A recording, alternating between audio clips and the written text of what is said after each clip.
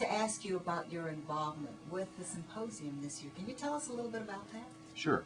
I have been involved off and on with the symposium for the past 20 years or so, nominating students periodically. And I realized that I hadn't nominated anyone for 3 or 4 years, and so I thought, well, I will make a special effort this year to keep an eye out for papers that qualify for this event. And I found one. And so it was a paper written by Ambra Neuenschwander, who is a senior this year and was a student in my film history class in the fall. And she wrote a very, very good paper, and so I nominated her for it. And that's how it happened. Great. What is the nomination process like? Can you tell us a little bit Sure. about how you make that selection, and are people being, are they asking to be nominated, or do you just pick them out on your own? Well, let me try to answer those in some sort of sensible order. They don't ask to be nominated. I wish they would. I think the students tend not to be terribly aware of the event.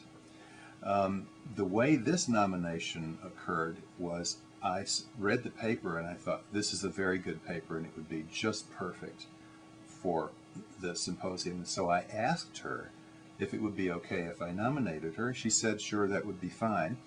And so I approached Dennis Grady, who was coordinating the event for our department, and submitted her name with a little abstract of the paper, and he accepted it. So it was really very simple. Once you decide that you want to do it, it's pretty easy. What kinds of things do you look for in a student to think of nominating them?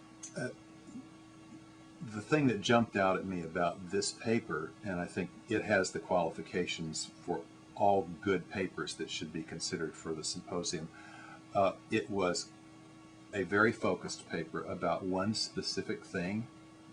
It was very well organized.